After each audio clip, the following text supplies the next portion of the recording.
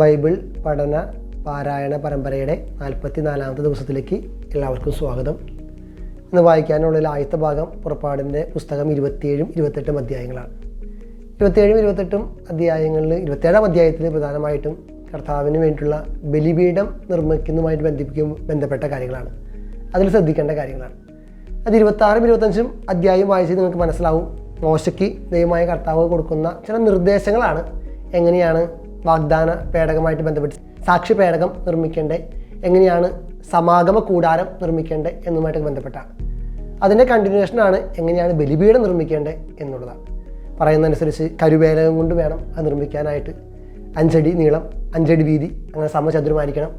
3 മുഴം, 5 അടി മീൻസ് 5 മുഴം, 5 മുഴം വീതിയും 5 മുഴം നീളവും 3 മുഴം ഉയരവും, അങ്ങനെയാണ് പറയുന്നത്. ഒപ്പം തന്നെ അതിന് 4 കാലുകളിലും കൊമ്പുകൾ വേണം. അതിങ്ങനെ ഓടുകൊണ്ട് കവർ ചെയ്തിട്ടുണ്ടാവണം എന്നൊക്കെയാണ് പറയുന്നത്. പിന്നീട് കണ്ടിന്യൂസ് ആയിട്ട് വരുന്നത് ഈ ബലിപീഠത്തിൻ്റെ കൺസ്ട്രക്ഷനുമായിട്ട് ബന്ധപ്പെട്ടുള്ള വളരെ മൈന്യൂട്ടായിട്ടുള്ള നിർദ്ദേശങ്ങൾ വഴിയാണ്. അതിൻ്റെ കണ്ടിന്യൂഷനായിട്ടാണ് അടുത്ത ഹെഡിങ്ങിലും എങ്ങനെയാണ് കൂടാര അങ്കണം നിർമ്മിക്കേണ്ടത് എന്നുള്ളതാണ്. സമാഗമ കൂടാരത്തിന് പുറത്ത് നമ്മുടെ ഈ പള്ളിക്കൊക്കെ പോർട്ടിക്കോ എന്ന് പറഞ്ഞ പോലെ അതിലൊരു മുറ്റം പോലെയുണ്ട്. അതിന് 20 തൂണുകൾ ഉണ്ടാകണം. ആ തൂണുകൾ നേരത്തെ പറഞ്ഞ പോലെ ഓടിൻ്റെ പ്ലേറ്റിംഗ് അല്ലെങ്കിൽ കവറിങ് നടത്തിയിരിക്കണം എന്നൊക്കെ പറയുന്നു. ഇവിടെ ശ്രദ്ധിക്കേണ്ട കാര്യം, യഹൂദ വിശ്വാസപ്രകാരം, അവരുടെ ആചാരപ്രകാരം കർത്താവിൻ്റെ ബലിപീഠം, അത് വയ്ക്കുന്ന സമാഗമ കൂടാരവും സാക്ഷി പേടകമൊക്കെ അത്രയും മോശയ്ക്ക് കൃത്യമായിട്ട് യഹോവയായ ദൈവം പറഞ്ഞു കൊടുത്ത് ചെയ്യിപ്പിച്ചതാണ് എന്നുള്ളൊരു വിശ്വാസം ആദിമ ഇസ്രായേലിൻ്റെ ഇടയിൽ അല്ലെങ്കിൽ യഹൂദരുടെ ഇടയിലുണ്ടായിരുന്നു. അതുകൊണ്ടാണ് ഇത്രയും മൈന്യൂട്ടായിട്ടുള്ള ഡീറ്റെയിൽസ് വരെ അതിൽ രേഖപ്പെടുത്തിയിരിക്കണേ എന്ന് മനസ്സിലാക്കുക. അതിൻ്റെ എൻഡിങ്ങിന് വരുന്ന ഇപ്രകാരമാണ്. ഈ സമാഗമ കൂടാരത്തിൽ സാക്ഷി കൂടാരത്തിൻ്റെ പുറത്തുള്ള തിരശ്ശീലയ്ക്ക് പുറത്തായിട്ട് സന്ധ്യ മുതൽ പ്രഭാതം വരെ ഒരു വിളക്ക് എപ്പോഴും കത്തിക്കൊണ്ടിരിക്കണം. അത് പറഞ്ഞുകൊണ്ടാണ് ഈ ഭാഗം അവസാനിക്കുന്നത് തന്നെ. അതായത് നമുക്കൊക്കെ നമ്മുടെ ഈ പള്ളികളിലൊക്കെ നമ്മൾ സാധാരണ സക്രാരിയോട് ചേർന്ന് ഇപ്പോഴും ഈ ഒരു വിളക്ക് നമ്മൾ കെടാവിളക്ക് എന്നൊക്കെ പറയും, ഇപ്പോഴും കത്തിച്ചിടുന്നുണ്ട്. അതിൻ്റെയൊക്കെ ബേസ് കിടക്കുന്നത് ഈ യഹൂദ കൾച്ചറിൽ ദൈവമായ കർത്താവ് മോശയ്ക്ക് നൽകിയ ആ ഒരു ഇൻസ്ട്രക്ഷനാണ്. സാക്ഷ്യ കൂടാരത്തിൽ അല്ലെങ്കിൽ സമാഗമ കൂടാരത്തിൽ ബലിപീഠത്തിൻ്റെ അടുത്തായിട്ട് തിരശ്ശീലയ്ക്ക് പുറത്തായിട്ട് ഈ വിളക്ക് കത്തിയിരിക്കണം എന്നുള്ളത്. അവിടെ ശ്രദ്ധിച്ച് കഴിഞ്ഞാൽ കുറച്ചും കൂടിയും ഡീറ്റെയിൽ ആയിട്ട് വായിച്ച് നിങ്ങൾക്ക് മനസ്സിലാവും. പറയുന്നത് സന്ധ്യ മുതൽ പ്രഭാതം വരെ എന്നാണ്, അല്ലാണ്ട് പ്രഭാതം മുതൽ സന്ധ്യ വരെ എന്നല്ല. നമുക്ക് സാധാരണ പറയില്ലേ, പകൽ മുതൽ രാത്രി വരെ എന്നൊക്കെ നമ്മൾ പറയുക. അതെന്താണെങ്കിൽ സന്ധ്യ മുതൽ പ്രഭാതം വരെ എന്ന് പറയാൻ കാരണം, യഹൂദർക്ക് ഒരു ദിവസം ആരംഭിക്കുന്നത് സന്ധ്യയിലാണ്, ഈവനിങ്ങിലാണ് അവരുടെ ഡേ ആരംഭിക്കുന്നത്. അത് ചന്ദ്രനെ നോക്കിക്കൊണ്ടാണ്. അതുകൊണ്ടാണ് സന്ധ്യ മുതൽ പ്രഭാതം വരെ എന്ന് പറയുമ്പോൾ കാലത്തോട്ട് വൈകിട്ട് വരെ നമ്മൾ പറയുന്ന പോലെയാണ് യഹൂദരെ സംബന്ധിച്ച് വൈകിട്ട് മുതൽ കാലത്ത് വരെ എന്നുള്ള ഫ്രേസ് വരുന്നത്. അപ്പോൾ ഈ നിർദ്ദേശങ്ങൾ ഒന്ന് മനസ്സിരുത്തി വായിക്കുന്നതാണ്, എല്ലാം പഠിക്കാൻ വേണ്ടിയിട്ടല്ല, പക്ഷെങ്കിൽ പോലും അത്രയും മൈന്യൂട്ടായിട്ടുള്ള ഡീറ്റെയിൽസ് വരെ സൂചിപ്പിച്ചുകൊണ്ടാണ് കർത്താവിൻ്റെ കൂടാരവും അതിന് തുടർന്നുള്ള സാക്ഷി പേടകവും ഒക്കെ, പ്രത്യേകിച്ച് ഈ കെടാവിളക്കൊക്കെ നിർമ്മിക്കാനായിട്ടുള്ള നിർദ്ദേശങ്ങൾ പറഞ്ഞിരിക്കുന്നത്. 28-ാം അധ്യായത്തിൽ വീണ്ടും അതിൻ്റെയൊക്കെ കണ്ടിന്യൂഷനാണ് പുരോഹിത വസ്ത്രമാണ്. ഈ 27-ഉം 28-ഉം അധ്യായങ്ങളും അല്ലെങ്കിൽ അതിന് മുമ്പുള്ള 1-2 അധ്യായങ്ങളൊക്കെ ഒരു പ്രീസ്റ്റ്ലി ഇൻസ്ട്രക്ഷനാണ്. അതായത് ഞാൻ നേരത്തെ പറഞ്ഞ പോലെ എങ്ങനെയാണ് ഈ ദൈവികമായിട്ടുള്ള കൂടാരം, വാഗ്ദാന പേടകം, സാക്ഷ്യ കൂടാര അങ്കണം, പിന്നെ അതിൻ്റെ കണ്ടിന്യൂഷനായിട്ട് ഈ യഹൂദ അല്ലെങ്കിൽ പുരോഹിത വസ്ത്രം എങ്ങനെയാണ്, അഹ്റോൻ്റെ വസ്ത്രങ്ങൾ അല്ലെങ്കിൽ പുരോഹിത വസ്ത്രങ്ങൾ മോശയ്ക്ക് നിർദ്ദേശിക്കുന്നത് എങ്ങനെയാണ്. കുറേ നിർദ്ദേശങ്ങൾ, തലപ്പാവ് വേണം, ഏഫോദ് വേണം, നീല അങ്കി വേണം, പിന്നെ ചണ നൂല് കൊണ്ട് വേണം ഉണ്ടാവാനായിട്ട്, സ്വർണ്ണ നൂല്, നീല, ധ്രുമം, പിന്നെ കടും ചുവപ്പ്, ഇങ്ങനെയുള്ള 4 കളറുകളാണ് അതിന് ഉപയോഗിക്കേണ്ടതെന്നൊക്കെ പറഞ്ഞിട്ടാണ്. അപ്പോൾ അത് പറ്റുകയാണെങ്കിൽ നിങ്ങൾ ഈ ഗൂഗിളിൽ ഒന്ന് അടിച്ച് നോക്കുന്നത് നല്ലതാണ്. എങ്ങനെയാണ് ഈ അഹ്റോൻ്റെ ഡ്രസ് ഓഫ് അഹ്റോൻ അല്ലെങ്കിൽ എഫോദ് എന്നൊക്കെ അടിച്ച് നോക്കിയാൽ മതി. അല്ലെങ്കിൽ പ്രീസ്റ്റ്ലി വെസ്റ്റ്മെൻറ്റ്സ് ഇസ്രായേലിനൊക്കെ പറഞ്ഞ് അടിച്ചു നോക്കിയാൽ ആ വേഷം നമ്മുടെ മനസ്സിൽ തെളിഞ്ഞു വരും. എന്നിട്ട് നിങ്ങളിത് വായിക്കാനിരിക്കുകയാണെങ്കിൽ കൃത്യമായിട്ട് ആ ഒരു ഐഡിയ നമുക്ക് കിട്ടും. പറയുന്നതനുസരിച്ച് ഏഫോദ് അത് വളരെ പ്രധാനപ്പെട്ട വേഷമാണ്. അതായത് ശരീരത്തിന് ചുറ്റും ഒരു കച്ച പോലെ ഇങ്ങനെ ഇടുന്ന വേഷമാണ്. നമ്മളിപ്പോൾ അച്ഛന്മാർ ഊറാറൊക്കെ ഇടുക എന്ന് പറയില്ലേ, അതിൻ്റെ ഒരു ആദ്യകാല രൂപമാണ് ഈ ഏഫോദ് എന്നൊക്കെ പറയുന്നത്. ശരീരം മുഴുവനായിട്ട് മറഞ്ഞു നിൽക്കുന്നു. ഈ മലങ്കരക്കാര സഭയുടെ ഈ ഏഫോദ് ഊറാറ കണ്ടു കഴിഞ്ഞാൽ മൊത്തം ഫ്രണ്ട് ഭാഗവും ബാക്ക് ഭാഗവും ഒരേപോലെ കവർ ചെയ്യുന്ന രീതിയിലാണ്. നമ്മുടെ ഒക്കെ ഒരു ഊറാറ എന്ന് പറഞ്ഞാൽ അത്ര നമുക്ക് പ്രാധാന്യം തോന്നിക്കില്ല, മീൻസ് അത്ര വലിപ്പമില്ല, ചെറിയ രീതിയിലാണ്. അപ്പോൾ അതിൻ്റെ ഒരു പ്രാകൃത രൂപമാണ് ഈ ഏഫോദ് എന്നൊക്കെ പറയുന്നത്. പിന്നെ അതിനോട് ചേർന്ന് ഒരു വസ്ത്രം ബ്രസ്റ്റ് ഫീസ് എന്ന് പറയുന്നത്, നമ്മുടെ നെഞ്ചോട് ചേർന്ന് ഉദരത്രാണം എന്നൊക്കെയാണ് പറയുന്നത് മലയാളത്തിൽ. അത് നമ്മളിങ്ങനെ 3 കല്ലുകൾ 4 നിരയായിട്ട്. അപ്പോൾ 12 എണ്ണം. ഈ 12 കല്ലിൽ 12 ഗോത്രങ്ങളിലെ പേരുകൾ രേഖപ്പെടുത്തിയിരിക്കുന്നു. അങ്ങനെയാണ് അതിൻ്റെ അഹറോൻ്റെ നെഞ്ചിൽ അങ്ങനെയാണ്. അത് ഡിഫറൻറ്റ് കല്ലുകളാണ്. അത് വൈരം, അത് 12 കാറ്റഗറി, മാണിക്യം എന്ന് പറഞ്ഞ് 12 കാറ്റഗറി കല്ലുകളുടെ പേരൊക്കെ കൃത്യമായിട്ട് അവർ പറയുന്നുണ്ട്. ഓരോ കല്ലിലും ഓരോ ഗോത്രത്തിൻ്റെ പേര് എഴുതിയിരിക്കുന്നു. പിന്നെ അതിൻ്റെ കൂട്ടത്തിൽ അതിനെ ബന്ധിപ്പിച്ചുകൊണ്ടുള്ള ഒരു നിലയങ്കി ഉണ്ടായിരിക്കും. കൂട്ടത്തിൽ തുമീം, യൂറിയും തുമീം, ഇത് 2 പേരും ഓർത്തിരിക്കുന്നതാണ്. അത് അന്നത്തെ കാലഘട്ടത്തിൽ പുരോഹിതർ ഉപയോഗിച്ചിരുന്ന ഒരു പ്രത്യേക ഇൻസ്ട്രുമെൻറ്റ്സ് ആണ്. കല്ല് പോലത്തെ സാധനമാണ്. ഇത് വെച്ചുകൊണ്ടാണ് അവർ ദൈവിക ഹിതം നിറവേറ്റാനായിട്ട് ശ്രമിച്ചിരുന്നത്, കണ്ടെത്താനായിട്ട് ശ്രമിച്ചിരുന്നു. ഉറീം ആൻഡ് തുമീം എന്ന് പറയുന്നത്. യുറീം എന്ന് പറയും, ഉറീം എന്ന് പറയും. ഉറീം ആൻഡ് തുമീം എന്ന് പറയുന്നത് പുരോഹിതൻ്റെ അല്ലെങ്കിൽ പ്രധാന പുരോഹിതൻ്റെ വെസ്റ്റ്മെൻസിൻ്റെ ഭാഗമായിട്ടുണ്ടായിരുന്ന സംഭവമാണ്. ഇതിൻ്റെ ഒരു ഡീറ്റെയിൽ ആയിട്ടുള്ള നരേഷനാണ് 28-ാം അധ്യായത്തിൽ കൊടുക്കുന്നത്. അപ്പോൾ അത്രയേറെ മൈന്യൂട്ടായിട്ടുള്ള എക്സ്പ്ലനേഷൻ ഈ പുറപ്പാട് പുസ്തകത്തിൽ കർത്താവിൻ്റെ കൂടാരം നിർമ്മിക്കുന്നതുമായിട്ട് ബന്ധപ്പെട്ടും അതിൽ ശുശ്രൂഷ ചെയ്യുന്ന പുരോഹിതൻ്റെ വസ്ത്രവുമായിട്ടൊക്കെ ബന്ധപ്പെട്ട് അത് മാത്രമല്ല, തുടർന്ന് അങ്ങോട്ടും അങ്ങനെ തന്നെയാണ് പുരോഹിത വസ്ത്രം അധ്യയനം ചെയ്യേണ്ട ഓരോ കാര്യങ്ങളെക്കുറിച്ചും. അപ്പോൾ ഇതിൽ മനസ്സിലാക്കുന്നത് ബൈബിളിൽ വായിക്കുമ്പോൾ, പ്രത്യേകിച്ച് പഴയ നിയമം, പല പാരമ്പര്യങ്ങളിൽ നിന്നും ഇങ്ങനെ ഒറ്റയടിക്ക് ഒരാൾ എഴുതിയെന്നാലും ഞാൻ പലപ്പോഴും പറയാറുണ്ടല്ല. പല പാരമ്പര്യം, യഹോവ പാരമ്പര്യം, ഡ്യൂട്രോണമി പാരമ്പര്യം, എലോഹിം പാരമ്പര്യം, പ്രീസ്റ്റ്ലി പാരമ്പര്യം, അങ്ങനെ 4 പാരമ്പര്യങ്ങളിലൂടെ രൂപപ്പെട്ടു വന്നതാണ് പഴയ നിയമം എന്ന് പറയുന്നത്. അത് നമ്മൾ ഇന്ന് വായിക്കുന്ന ഈ 2 അധ്യായങ്ങൾ പ്രീസ്റ്റ്ലി പാരമ്പര്യത്തിൽ നിന്നാണ്. എന്ന് വെച്ചാൽ ഇപ്പോൾ കൊച്ചുദാഹരണം പറയുകയാണെങ്കിൽ, ഇപ്പോൾ നമ്മുടെ ഇടവപ്പള്ളിയിൽ ഒരു 50 നാൾ കഴിഞ്ഞു, ഓരോരുത്തരും അതിനെക്കുറിച്ച് റിപ്പോർട്ട് പറഞ്ഞു വിചാരിക്കാം. വികാരിച്ചൻ ഒരു കാര്യം എഴുതി, കമ്മിറ്റിക്കാരൊരു കാര്യം എഴുതി, കണക്കെഴുത്തുകാരൻ്റെ ഒരു കാര്യം എഴുതി. അത് വായിച്ചു കഴിഞ്ഞാൽ കൃത്യമായിട്ട് അത് ആരെ എഴുതിയെന്ന് മനസ്സിലാക്കാൻ പറ്റും. കാരണം കണക്കെഴുത്തുകാരൻ എഴുതിയേക്കുന്ന കാര്യങ്ങൾ തിരുനാളിൻ്റെ വരവ് ചെലവുമായിട്ട് ബന്ധപ്പെട്ട കാര്യങ്ങളായിരിക്കും. അതിൻ്റെ കൺവീനർ ബന്ധപ്പെട്ട കാര്യങ്ങൾ, അതിൻ്റെ എക്സ്റ്റേണലായിട്ട് ബാഹ്യ കാര്യങ്ങളായിരിക്കും. പക്ഷെ വികാരിച്ചൻ എഴുതുന്ന റിപ്പോർട്ടിൽ പള്ളിയിൽ എന്തെല്ലാം ചെയ്യുന്നു എന്നുള്ള കാര്യങ്ങളായിരിക്കും. അപ്പോൾ അത് എന്താണ് കണ്ടന്റ് എന്ന് മനസ്സിലാക്കിയിട്ട് ആരാണ് എഴുതിയെന്ന് കണ്ടുപിടിക്കുന്ന ഒരു രീതിയാണ് സത്യത്തിൽ ഞാൻ നേരത്തെ പറഞ്ഞ 4 പാരമ്പര്യങ്ങൾ.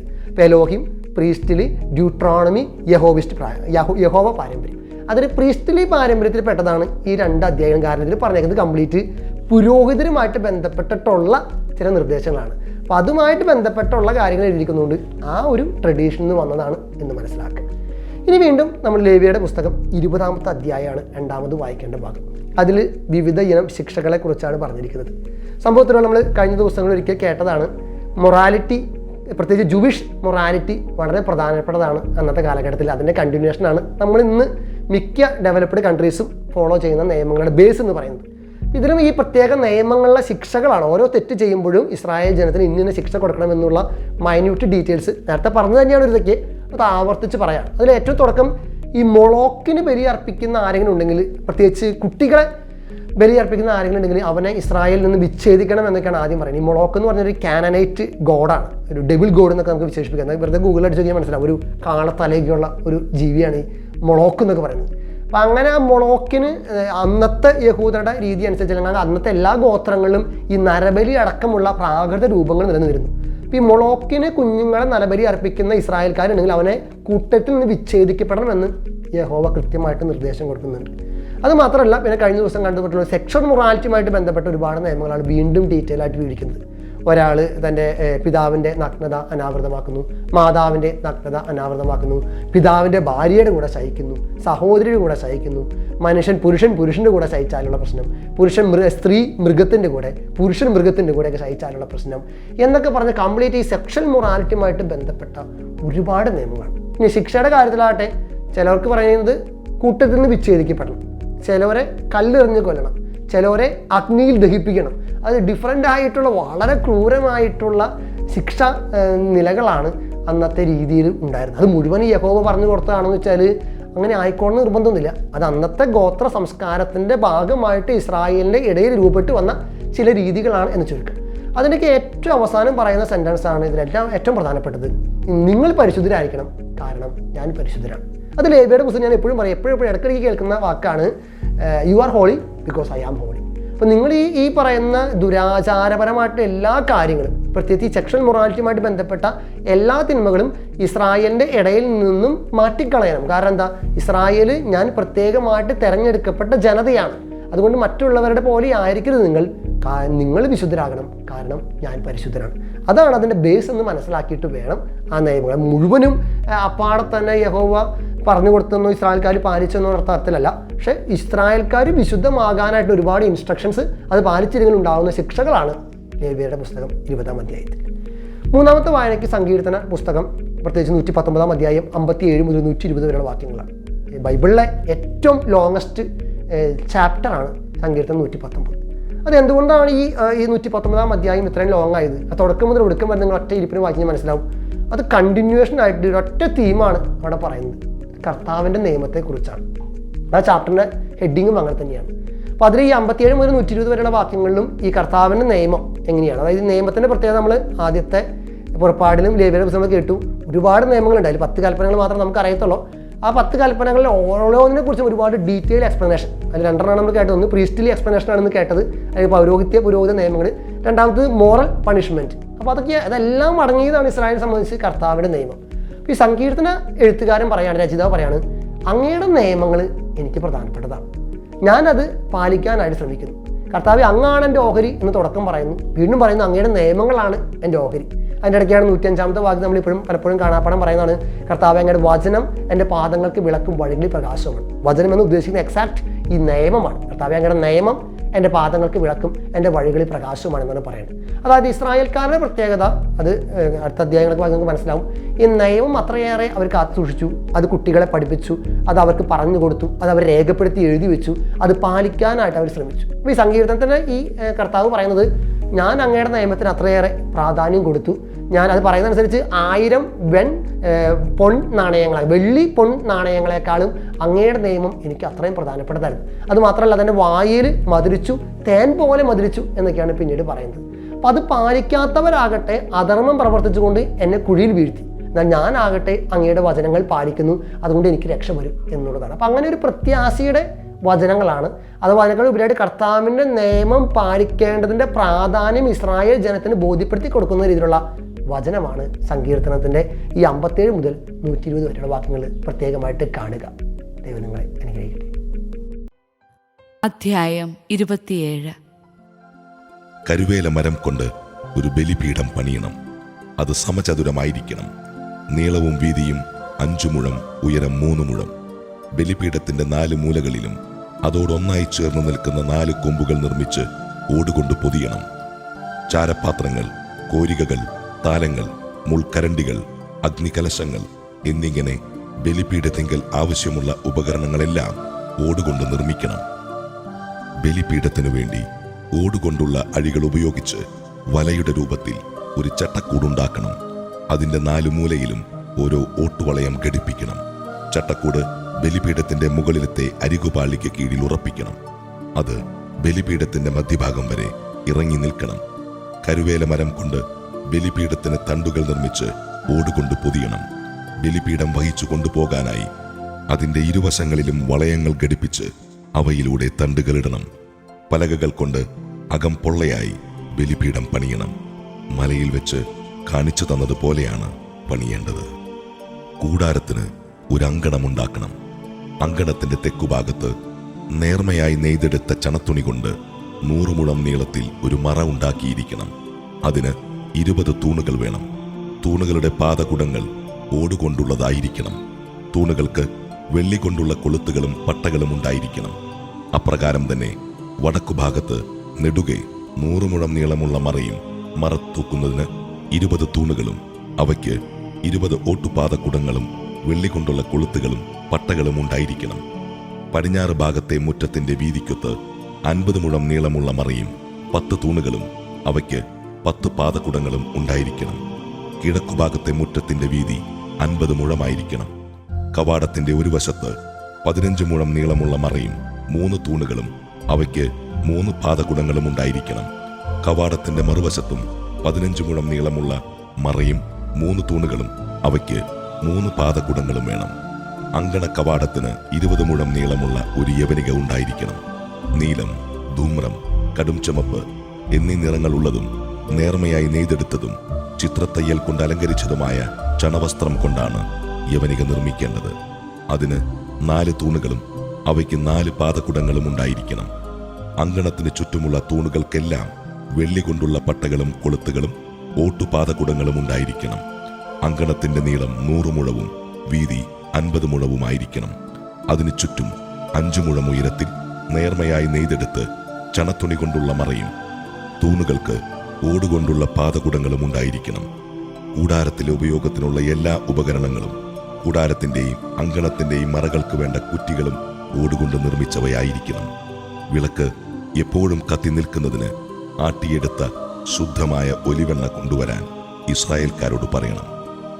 സമാഗമ കൂടാരത്തിനുള്ളിൽ സാക്ഷ്യപേടകത്തിന് മുൻപിലുള്ള തിരശ്ശീലയ്ക്ക് വെളിയിൽ വിളക്ക് സന്ധ്യ മുതൽ പ്രഭാതം വരെ കർത്താവിന്റെ മുമ്പിൽ കത്തി നിൽക്കാൻ അഹറോനും അവന്റെ പുത്രന്മാരും ശ്രദ്ധിക്കട്ടെ. ഇസ്രായേൽക്കാർ തലമുറ തോറും അനുഷ്ഠിക്കേണ്ട ശാശ്വത നിയമമാണിത്. അധ്യായം 28. പുരോഹിതന്മാരായി എനിക്ക് ശുശ്രൂഷ ചെയ്യാൻ വേണ്ടി നിന്റെ സഹോദരനായ അഹറോനെയും അവന്റെ പുത്രന്മാരായ നാദാബ്, അബിഹു, എലയാസർ, ഇത്താമർ എന്നിവരെയും ഇസ്രായേൽക്കാരുടെ ഇടയിൽ നിന്ന് നിന്റെ അടുക്കിലേക്ക് വിളിക്കുക. നിന്റെ സഹോദരനായ അഹറോന് മഹിമയും അഴകും നൽകുന്നതിന് അവന് വേണ്ടി വിശുദ്ധ വസ്ത്രങ്ങൾ നിർമ്മിക്കുക. അഹറോനെ എന്റെ പുരോഹിതനായി അവരോധിക്കാൻ വേണ്ടി അവന് സ്ഥാനവസ്ത്രങ്ങൾ നിർമ്മിക്കാൻ ഞാൻ നൈപുണ്യം നൽകിയിട്ടുള്ള എല്ലാ വിദഗ്ധന്മാരോടും നീ ആവശ്യപ്പെടുക. അവർ നിർമ്മിക്കേണ്ട വസ്ത്രങ്ങൾ ഇവയാണ്: ഉരസ്ത്രാണം, എഫോദ്, നിലയങ്കി, ചിത്രത്തയ്യലുള്ള അങ്കി, തലപ്പാവ്, അരപ്പട്ട. എനിക്ക് പുരോഹിത ശുശ്രൂഷ ചെയ്യാൻ അഹറോനും പുത്രന്മാർക്കും വേണ്ടി അവർ വിശുദ്ധ വസ്ത്രങ്ങൾ നിർമ്മിക്കട്ടെ. സ്വർണ്ണനൂൽ, നീലം, ധൂമ്രം, കടും ചെമപ്പ് എന്നീ നിറങ്ങളുള്ള നൂലുകൾ, നേർമയായി പിരിച്ചെടുത്ത ചണം എന്നിവ അവർ ഉപയോഗിക്കണം. സ്വർണ്ണനൂൽ, നീലം, ധൂമ്രം, കടും ചെമപ്പ് എന്നീ നിറങ്ങളുള്ള നൂലുകൾ, നേർമയായി പിരിച്ചെടുത്ത ചണം എന്നിവ ഉപയോഗിച്ച് വിദഗ്ധമായി അവർ എഫോദ് നിർമ്മിക്കണം. അതിന്റെ രണ്ടറ്റങ്ങൾ തമ്മിൽ യോജിപ്പിക്കുന്നതിന് അതിൽ 2 തോൾവാറുകൾ പിടിപ്പിക്കണം. എഫോദ് കെട്ടി ഉറപ്പിക്കാനായി അതിന്മേലുള്ള പട്ടയും സ്വർണ്ണനൂൽ, നീലം, ധൂമ്രം, കടും ചുമപ്പ് നൂലുകൾ, നേർമയായി പിരിച്ചെടുത്ത ചണം എന്നിവ കൊണ്ട് അതേ രീതിയിൽ തന്നെ വിദഗ്ധമായി നിർമ്മിച്ചതായിരിക്കണം.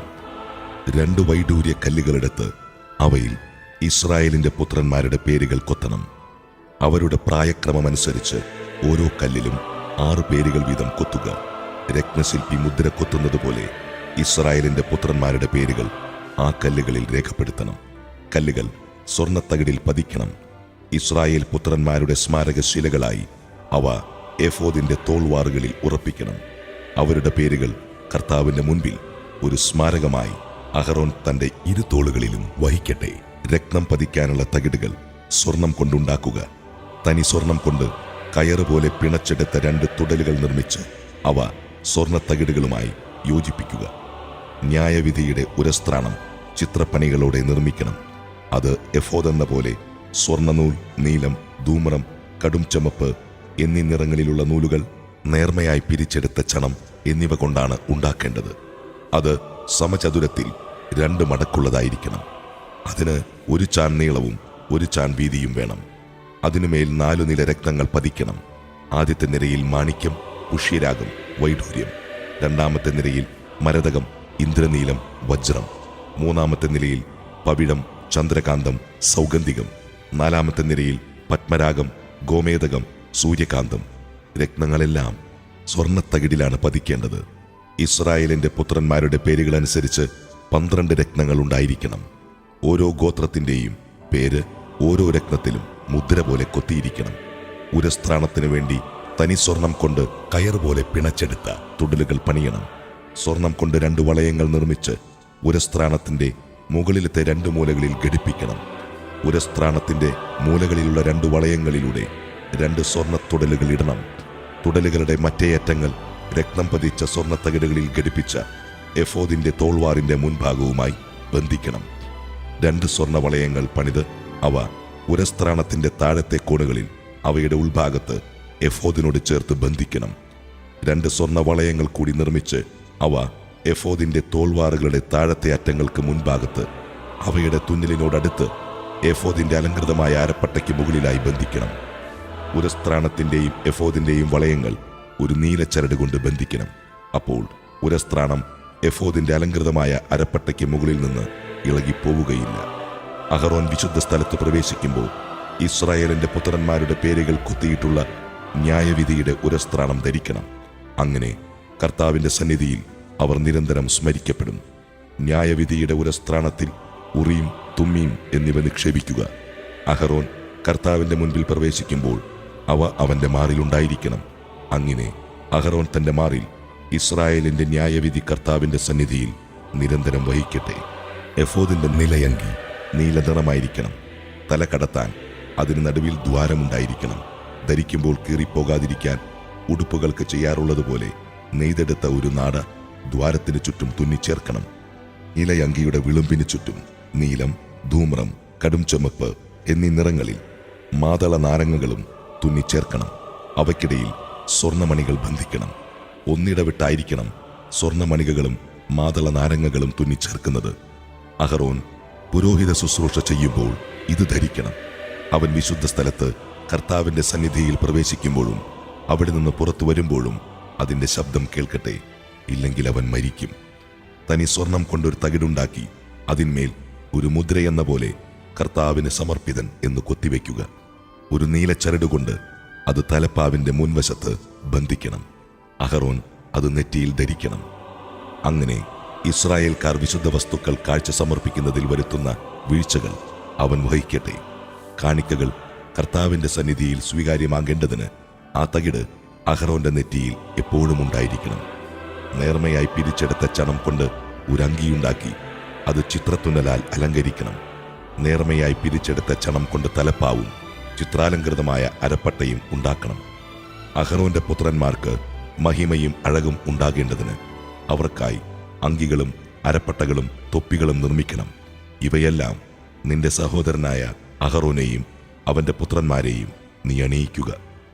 അവർ എനിക്ക് പുരോഹിത ശുശ്രൂഷ ചെയ്യേണ്ടതിന് നീ അവരെ അഭിഷേചിച്ച് നിയോഗിക്കുകയും വിശുദ്ധീകരിക്കുകയും ചെയ്യുക. അവരുടെ നഗ്നത മറയ്ക്കാൻ ചണത്തുണി കൊണ്ട് അരമുതൽ തുടവരെ എത്തുന്ന കാൽച്ചട്ടകൾ ഉണ്ടാക്കണം.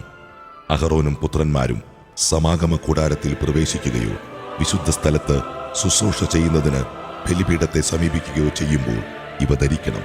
ഇല്ലെങ്കിൽ അവർ കുറ്റക്കാരായി തീരുകയും മരിക്കുകയും ചെയ്യും. ഇത് അഹറോനും സന്തതികൾക്കും എന്നേക്കുമുള്ള നിയമമാണ്. അധ്യായം 20. കർത്താവ് മോശയോട് അരുളിച്ചെയ്തു, ഇസ്രായേൽ ജനത്തോട് പറയുക, ഇസ്രായേൽ ജനത്തിലോ ഇസ്രായേലിൽ വന്ന് വസിക്കുന്ന വിദേശികളിലോ നിന്ന് ആരെങ്കിലും തങ്ങളുടെ മക്കളിൽ ആരെയെങ്കിലും മോളേക്കിന് ബലിയർപ്പിക്കുന്നുവെങ്കിൽ അവനെ കൊല്ലണം. ദേശത്തിലെ ജനങ്ങൾ അവനെ കല്ലെറിയണം. അവനെതിരെ ഞാൻ എൻ്റെ മുഖം തിരിക്കുകയും ജനത്തിൽ നിന്ന് അവനെ വിച്ഛേദിച്ചു കളയുകയും ചെയ്യും. എന്തെന്നാൽ അവൻ തൻ്റെ മക്കളിൽ ഒരാളെ മോളേക്കിന് ബലിയർപ്പിച്ചു. അങ്ങനെ എൻ്റെ വിശുദ്ധ സ്ഥലം മലിനമാക്കുകയും എൻ്റെ പരിശുദ്ധനാമം അശുദ്ധമാക്കുകയും ചെയ്തിരിക്കുന്നു. അവൻ തൻ്റെ മക്കളിൽ ഒരാളെ മോളേക്കിന് ബലി കൊടുക്കുമ്പോൾ ദേശവാസികൾ അതിനു നേരെ കണ്ണടച്ചു കളയുകയും അവനെ കൊല്ലാതിരിക്കുകയും ചെയ്താൽ ഞാൻ അവനും അവൻ്റെ കുടുംബത്തിനുമെതിരായി എൻ്റെ മുഖം തിരിക്കുകയും അവനെയും മോളേക്കിനെ ആരാധിക്കുന്നതിന് അവൻ്റെ പിന്നാലെ പോയവരെയും സ്വജനത്തിൽ നിന്ന് വിച്ഛേദിച്ചു കളയുകയും ചെയ്യും. ആരെങ്കിലും മന്ത്രവാദികളുടെയും കൂടോത്രക്കാരുടെയും പുറകെ പോയി അന്യദേവന്മാരെ ആരാധിച്ചാൽ അവനെതിരെ ഞാൻ മുഖം തിരിക്കുകയും അവനെ സ്വജനത്തിൽ നിന്ന് വിച്ഛേദിച്ചു കളയുകയും ചെയ്യും. അതിനാൽ നിങ്ങളെ തന്നെ ശുദ്ധീകരിച്ച് വിശുദ്ധരാകുവിൻ. എന്തെന്നാൽ ഞാനാണ് നിങ്ങളുടെ ദൈവമായ കർത്താവ്. എൻ്റെ പ്രമാണങ്ങൾ പാലിക്കുകയും അവയനുസരിച്ച് പ്രവർത്തിക്കുകയും ചെയ്യുവിൻ. എന്തെന്നാൽ ഞാനാണ് നിങ്ങളെ വിശുദ്ധീകരിക്കുന്ന കർത്താവ്. പിതാവിനെയോ മാതാവിനെയോ ശപിക്കുന്നവനെ വധിക്കണം. പിതാവിനെയോ മാതാവിനെയോ ശപിച്ചതിനാൽ അവന്റെ രക്തം അവന്റെ മേൽ തന്നെ പതിക്കട്ടെ. ഒരുവൻ അയൽക്കാരന്റെ ഭാര്യയുമായി വ്യഭിചാരം ചെയ്താൽ അവനും അവളും മരണശിക്ഷ അനുഭവിക്കണം. പിതാവിന്റെ ഭാര്യയോടുകൂടെ ശയിക്കുന്നവൻ പിതാവിന്റെ തന്നെ നഗ്നത അനാവൃതമാക്കിയിരിക്കുന്നു. 2 പേർക്കും വധശിക്ഷ നൽകണം. അവരുടെ രക്തം അവരുടെ മേലായിരിക്കട്ടെ. ഒരാൾ തന്റെ മരുമകളും ഒന്നിച്ച് ശയിച്ചാൽ ഇരുവരെയും വധിക്കണം. അവർ ഹീനകൃത്യം ചെയ്തിരിക്കുന്നു. അവരുടെ രക്തം അവരുടെ മേലായിരിക്കട്ടെ. ഒരുവൻ സ്ത്രീയോടുകൂടെ എന്ന പോലെ പുരുഷനോടുകൂടെ ശയിച്ചാൽ ഇരുവരും ഹീനമായ പ്രവൃത്തിയാണ് ചെയ്യുന്നത്. അവരെ വധിക്കണം. അവരുടെ രക്തം അവരുടെ മേലായിരിക്കട്ടെ. ഒരാൾ ഒരു സ്ത്രീയെയും അവളുടെ അമ്മയെയും പരിഗ്രഹിച്ചാൽ അത് ഹീനകൃത്യമാകുന്നു. നിങ്ങളുടെ ഇടയിൽ ഇതുപോലുള്ള ഹീനകൃത്യം ഉണ്ടാകാതിരിക്കാനായി 3 പേരെയും തീയിൽ ദഹിപ്പിക്കണം. മൃഗത്തോടുകൂടെ ശയിക്കുന്നവനെ വധിക്കണം. മൃഗത്തെയും കൊല്ലണം. ഒരു സ്ത്രീ ഏതെങ്കിലും മൃഗത്തെ സമീപിച്ച് അതിൻ്റെ കൂടെ ശയിച്ചാൽ അവളെയും മൃഗത്തെയും നിങ്ങൾ വധിക്കണം. അവർ മരണശിക്ഷ അനുഭവിക്കണം. അവരുടെ രക്തം അവരുടെ മേലായിരിക്കട്ടെ. തൻ്റെ പിതാവിൽ നിന്നോ മാതാവിൽ നിന്നോ ജനിച്ച സഹോദരിയെ ഒരുവൻ പരിഗ്രഹിക്കുകയും അവർ പരസ്പരം തങ്ങളുടെ നഗ്നത കാണുകയും ചെയ്യുന്നത് നികൃഷ്ടമാണ്. സ്വജനത്തിൻ്റെ മുൻപിൽ വെച്ച് അവരെ വധിക്കണം. അവൻ തൻ്റെ സഹോദരിയുടെ നഗ്നത അനാവൃതമാക്കിയിരിക്കുന്നു. അവൻ അതിൻ്റെ കുറ്റം വഹിക്കണം. ഒരുവൻ ആർത്തവകാലത്ത് സ്ത്രീയോടുകൂടെ ശയിക്കുകയും അവളുടെ നഗ്നത അനാവൃതമാക്കുകയും ചെയ്താൽ അവൻ അവളുടെ സ്രാവം അനാവൃതമാക്കുന്നു. അവൾ തന്നെ തൻ്റെ രക്തസ്രാവവും. 2 പേരെയും സ്വജനത്തിൽ നിന്ന് വിച്ഛേദിക്കണം. മാതൃ സഹോദരിയുടെയോ പിതൃസഹോദരിയുടെയോ നഗ്നത അനാവൃതമാക്കരുത്. എന്തെന്നാൽ അത് സ്വന്തം ചാർച്ചക്കാരുടെ തന്നെ നഗ്നത അനാവൃതമാക്കലാണ്. അവർ തങ്ങളുടെ കുറ്റം വഹിക്കണം. പിതൃവ്യന്റെ ഭാര്യയുമായി ശയിക്കുന്നവൻ പിതാവിന്റെ നഗ്നത അനാവൃതമാക്കുന്നു. അവരുടെ പാപം അവർ വഹിക്കണം. അവർ മക്കളില്ലാതെ മരിക്കണം.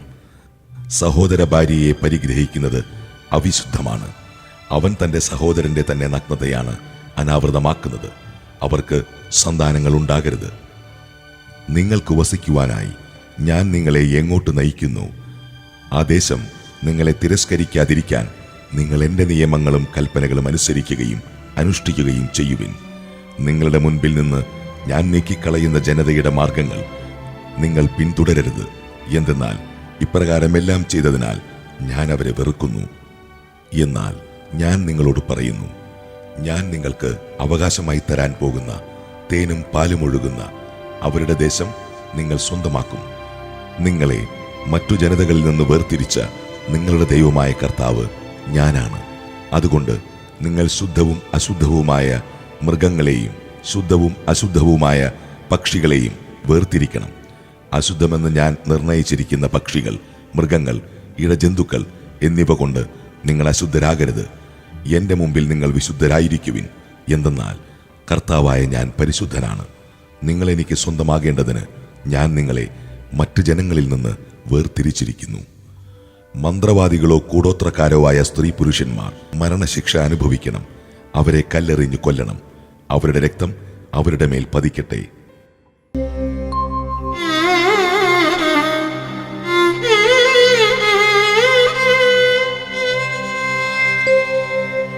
കർത്താവാണ് എൻ്റെ ഓഹരി, അവിടുത്തെ കൽപ്പനകൾ പാലിക്കുമെന്നു ഞാൻ വാഗ്ദാനം ചെയ്യുന്നു. പൂർണ്ണ ഹൃദയത്തോടെ ഞാൻ അങ്ങയുടെ കാരുണ്യത്തിനായി യാചിക്കുന്നു. അങ്ങയുടെ വാഗ്ദാനത്തിനൊത്ത വിധം എന്നോടു കൃപ തോന്നണമേ. അങ്ങയുടെ മാർഗങ്ങളെപ്പറ്റി ചിന്തിച്ചു ഞാൻ എൻ്റെ പാദങ്ങളെ അങ്ങയുടെ കൽപ്പനകളിലേക്കു തിരിക്കുന്നു. അങ്ങയുടെ പ്രമാണങ്ങൾ പാലിക്കാൻ ഞാൻ ഉത്സാഹിക്കുന്നു. ഒട്ടും അമാന്തം കാണിക്കുന്നില്ല.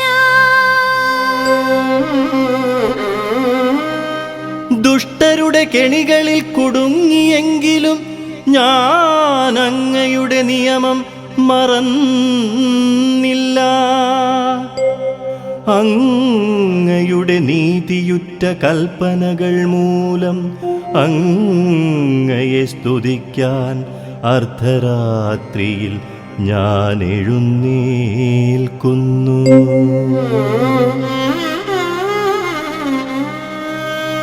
അങ്ങയെ ഭയപ്പെടുകയും അങ്ങയുടെ പ്രമാണങ്ങൾ പാലിക്കുകയും ചെയ്യുന്നവർക്ക് ഞാൻ കൂട്ടാളിയാണ്.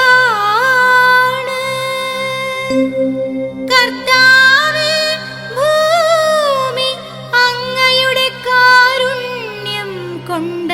നിറഞ്ഞിരിക്കുന്നു. അങ്ങയുടെ ചട്ടങ്ങൾ എന്നെ പഠിപ്പിക്കണമേ.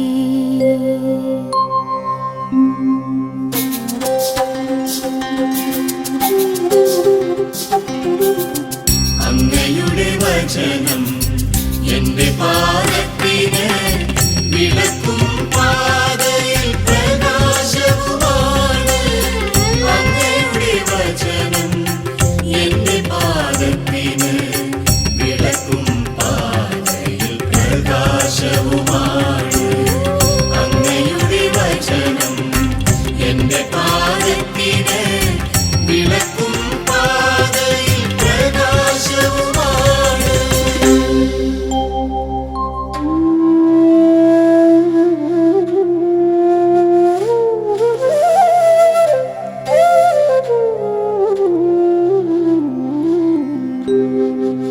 കർത്താവേ, അങ്ങയുടെ വചനമനുസരിച്ച് ഈ ദാസന് അങ്ങു നന്മ ചെയ്തിരിക്കുന്നു.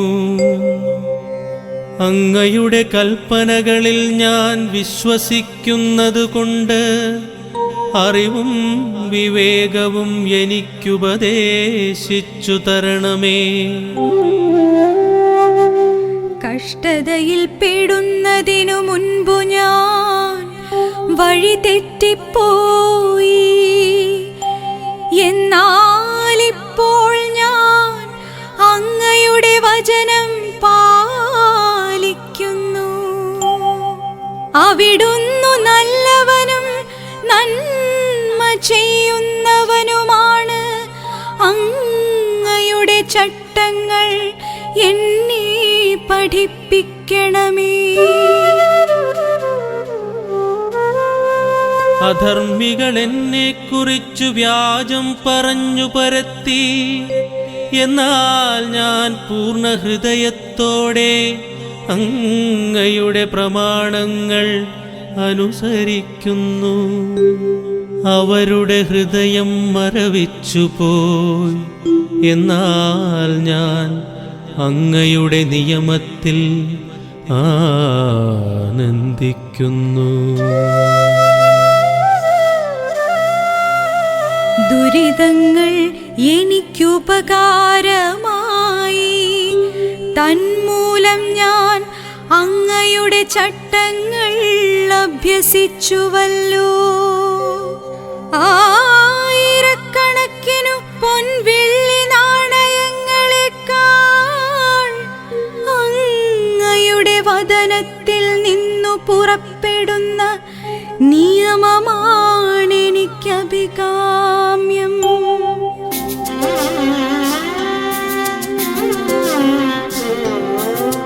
അങ്ങയുടെ വചനം എന്റെ പാദത്തിന് വിളക്കും പാതയിൽ പ്രകാശവുമാണ്. അങ്ങയുടെ വചനം എന്റെ പാദത്തിന് വിളക്കും പാതയിൽ പ്രകാശവുമാണ്. അങ്ങയുടെ വചനം എന്റെ പാദത്തിന് വിളക്കും പാതയിൽ പ്രകാശവുമാണ്.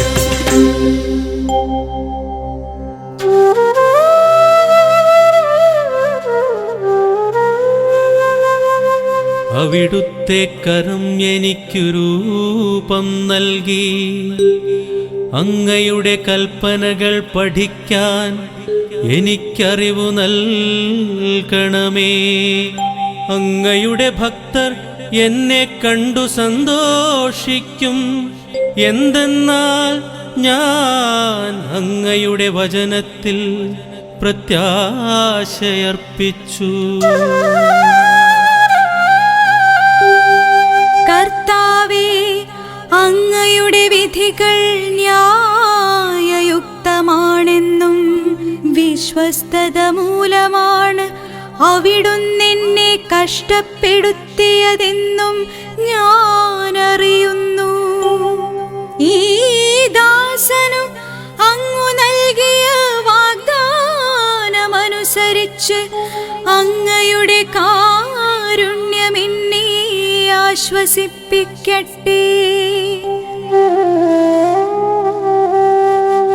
ഞാൻ ജീവിക്കുന്നതിനു വേണ്ടി അങ്ങയുടെ കാരുണ്യം എൻ്റെ മേൽ ചൊരിയണമേ. അങ്ങയുടെ നിയമത്തിലാണ് എൻ്റെ ആനന്ദം. അധർമ്മികൾ ലജ്ജിതരായി തീരട്ടെ. വഞ്ചന കൊണ്ടവരെന്നെ തകിടം മറിച്ചു. എന്നാൽ ഞാൻ അങ്ങയുടെ നിയമങ്ങളെപ്പറ്റി ധ്യാനിക്കും. അങ്ങയുടെ ഭക്തർ എന്നിലേക്കു തിരിയട്ടെ. അങ്ങനെ അവർ അങ്ങയുടെ കൽപ്പനകൾ അറിയട്ടെ. ഞാൻ ലജ്ജിതനാകാതിരിക്കേണ്ടതിന് എൻ്റെ ഹൃദയം അങ്ങയുടെ ചട്ടങ്ങൾ പാലിക്കുന്നതിൽ കുറ്റമറ്റതായിരിക്കട്ടെ.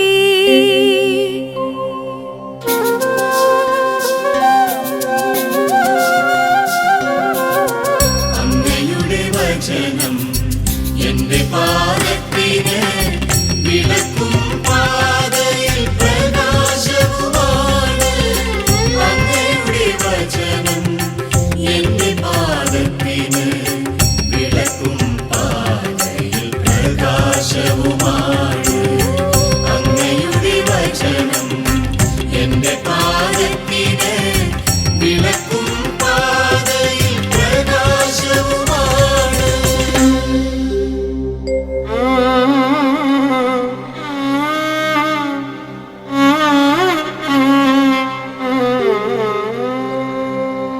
അങ്ങയുടെ രക്ഷയ്ക്കു വേണ്ടി കാത്തിരുന്നു ഞാൻ തളർന്നു. ഞാൻ അങ്ങയുടെ വാഗ്ദാനത്തിൽ പ്രത്യാശ വയ്ക്കുന്നു. അങ്ങയുടെ വാഗ്ദാനം നോക്കിയിരുന്നെന്റെ കണ്ണു കുഴഞ്ഞു. എപ്പോൾ അങ്ങനെ ആശ്വസിപ്പിക്കുമെന്നു ഞാൻ വിലപിക്കുന്നു.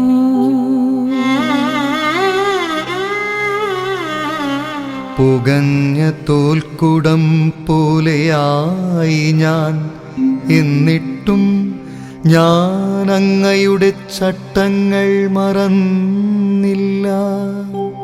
ഈ ദാസൻ എത്ര നാൾ സഹിക്കണം എന്നെ പീഡിപ്പിക്കുന്നവരെ എന്നാണ് അങ്ങു വിധിക്കുന്നത്. അങ്ങയുടെ നിയമം അനുസരിക്കാത്ത അധർമ്മികൾ എന്നെ വീഴ്ത്താൻ കുഴി കുഴിച്ചു.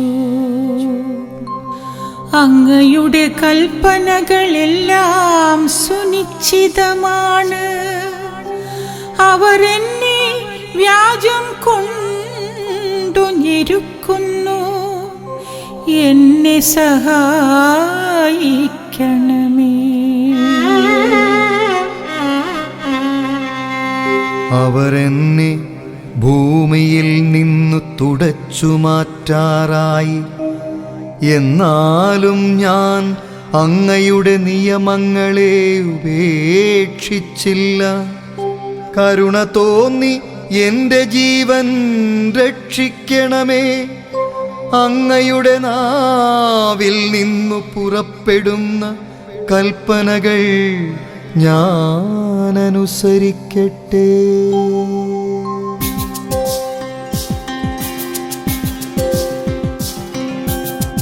അങ്ങയുടെ വചനം എന്റെ പാദത്തിന് വിളക്കും പാതയിൽ പ്രകാശവുമാണ്. അങ്ങയുടെ വചനം എന്റെ പാദത്തിന് വിളക്കും പാതയിൽ പ്രകാശ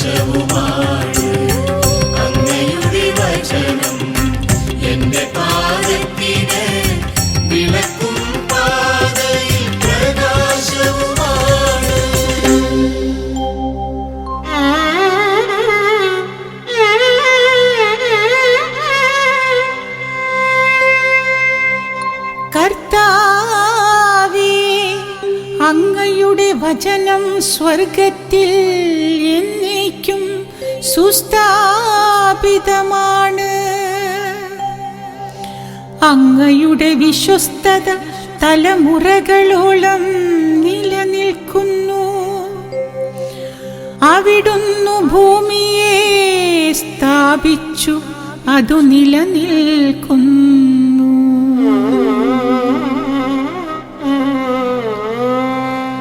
അവിടുന്ന് നിശ്ചയിച്ച പ്രകാരം ഇന്നും എല്ലാം നിലനിൽക്കുന്നു.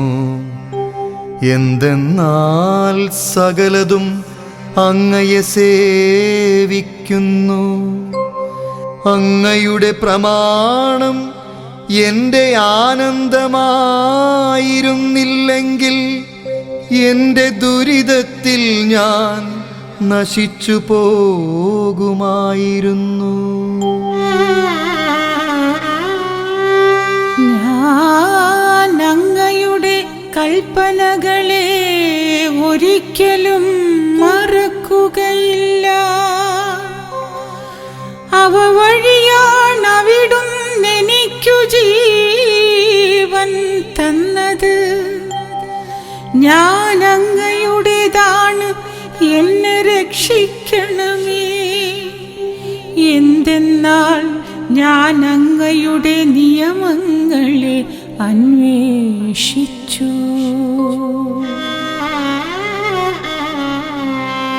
ദുഷ്ടർ എന്നെ നശിപ്പിക്കാൻ പതിയിരിക്കുന്നു.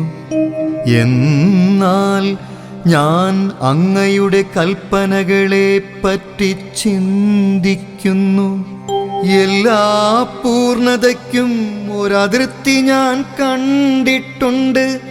എന്നാൽ അങ്ങയുടെ കൽപ്പനകൾ നിസ്സീമമാണ്.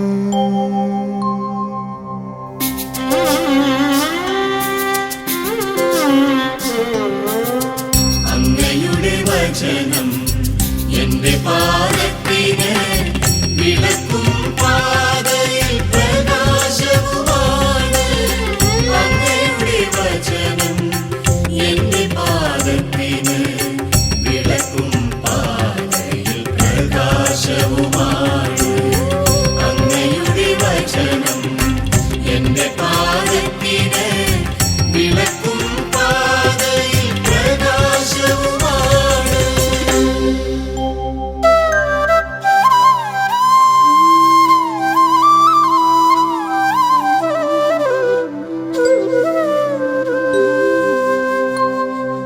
അങ്ങയുടെ നിയമത്തെ ഞാൻ എത്രയധികം സ്നേഹിക്കുന്നു. അതിനെപ്പറ്റിയാണു ദിവസം മുഴുവനും ഞാൻ ധ്യാനിക്കുന്നത്. അങ്ങയുടെ കൽപ്പനകൾ എന്നെ എൻ്റെ ശത്രുക്കളെക്കാൾ ജ്ഞാനിയാക്കുന്നു. എന്തെന്നാൽ അവ എപ്പോഴും എന്നോടൊത്തുണ്ട്.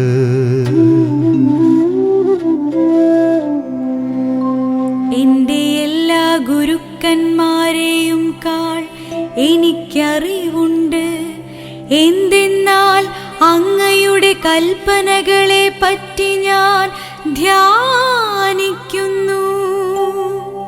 വൃദ്ധരെക്കാൾ എനിക്കറിവുണ്ട്. എന്തെന്നാൽ അങ്ങയുടെ പ്രമാണങ്ങൾ ഞാൻ പാലിക്കുന്നു. അങ്ങയുടെ വചനം പാലിക്കാൻ വേണ്ടി ഞാൻ സകല ദുർമാർഗങ്ങളിലും നിന്ന് എൻ്റെ പാദങ്ങൾ പിൻവലിക്കുന്നു. അവിടുന്നെന്നെ പഠിപ്പിച്ചതുകൊണ്ട് ഞാൻ അങ്ങയുടെ കൽപ്പനകളിൽ നിന്നു വ്യതിചലിച്ചില്ല. അങ്ങയുടെ വാക്കുകൾ എനിക്കെത്ര മധുരമാണ്. അവ എൻ്റെ നാവിനു തേനിനേക്കാൾ മധുരമാണ്. അങ്ങയുടെ പ്രമാണങ്ങളാൽ ഞാൻ അറിവു നേടി. വ്യാജമാർഗങ്ങൾ ഞാൻ വെറുക്കുന്നു.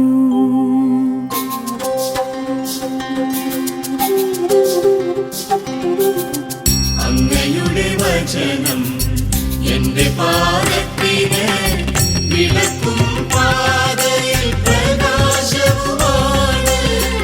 അങ്ങയുടെ വചനം എന്റെ പാദത്തിന് വിളക്കും പാതയിൽ പ്രകാശവുമാണ്. അങ്ങയുടെ വചനം എന്റെ പാദത്തിന് വിളക്കും പാതയിൽ പ്രകാശവുമാണ്.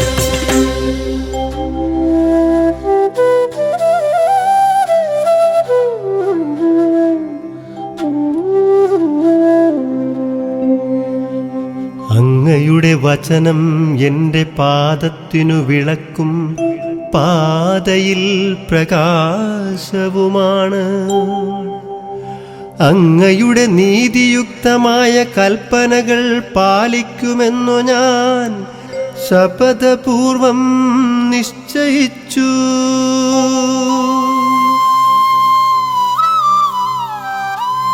ഞാൻ അത്യന്തം പീഡിതനാണ് കർത്താവേ, അങ്ങയുടെ വാഗ്ദാനമനുസരിച്ച് എനിക്കു ജീവൻ നൽകണമേ. കർത്താവേ, ഞാൻ അർപ്പിക്കുന്ന സ്തോത്രങ്ങൾ കൈക്കൊള്ളണമേ. അങ്ങയുടെ കൽപ്പനകൾ എന്നെ പഠിപ്പിക്കണമേ. എൻ്റെ ജീവൻ എപ്പോഴും അപകടത്തിലാണ്. എന്നാലും ഞാൻ അങ്ങയുടെ നിയമം മറക്കുന്നില്ല. ദുഷ്ടർ എനിക്കു കെണിവെച്ചിരിക്കുന്നു, എന്നാൽ ഞാൻ അങ്ങയുടെ പ്രമാണങ്ങളിൽ നിന്നു വ്യതിചലിക്കുന്നില്ല. അങ്ങയുടെ കൽപ്പനകളാണ് എന്നേക്കും എൻ്റെ ഓഹരി. അവ എൻ്റെ ഹൃദയത്തിൻ്റെ ആനന്ദമാണ്. അവിടുത്തെ ചട്ടങ്ങൾ അന്ത്യം വരെ ഇടവിടാതെ പാലിക്കാൻ ഞാൻ എൻ്റെ ഹൃദയത്തെ ഉത്സുകമാക്കിയിരിക്കുന്നു.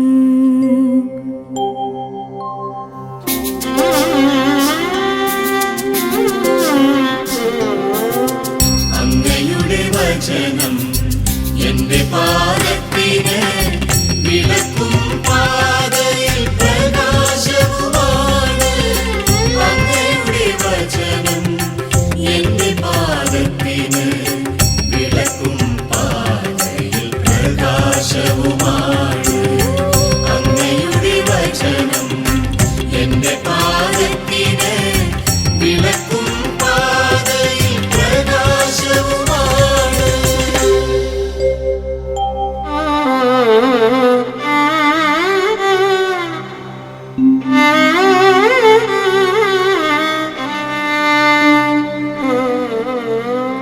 കപടഹൃദയരെ ഞാൻ വെറുക്കുന്നു. ഞാൻ അങ്ങയുടെ നിയമത്തെ സ്നേഹിക്കുന്നു. അവിടുന്ന് എൻ്റെ അഭയകേന്ദ്രവും പരിചയവുമാണ്. ഞാൻ അങ്ങയുടെ വചനത്തിൽ പ്രത്യാശയർപ്പിക്കുന്നു.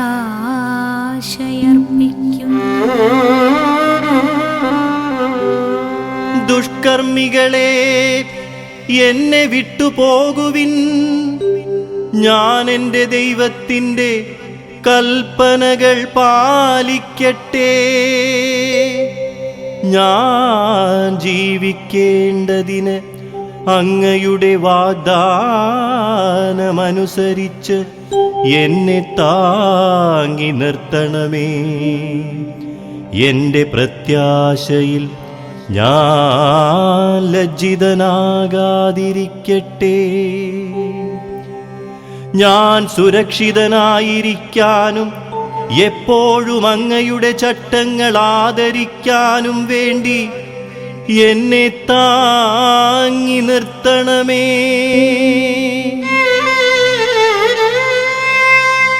അങ്ങയുടെ നിയമങ്ങളിൽ നിന്നു വ്യതിചലിക്കുന്നവരെ അവിടുന്നു നിരാകരിക്കുന്നു. അവരുടെ കൗശലം വ്യർത്ഥമാണ്. ഭൂമിയിലെ ദുഷ്ടരെ വിലകെട്ടവരായി അവിടുന്നു പുറം തള്ളുന്നു. അതുകൊണ്ട് അവിടുത്തെ കൽപ്പനകളെ ഞാൻ സ്നേഹിക്കുന്നു. അങ്ങയോടുള്ള ഭയത്താൽ എൻ്റെ ശരീരം വിറയ്ക്കുന്നു. അങ്ങയുടെ വിധികളെ ഞാൻ ഭയപ്പെടുന്നു.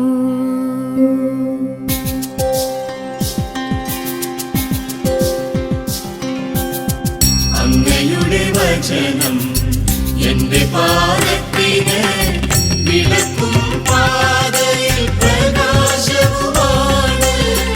അങ്ങയുടെ വചനം എന്റെ പാദത്തിന് വിളക്കും പാതയിൽ പ്രകാശവുമാണ്. അങ്ങയുടെ വചനം എന്റെ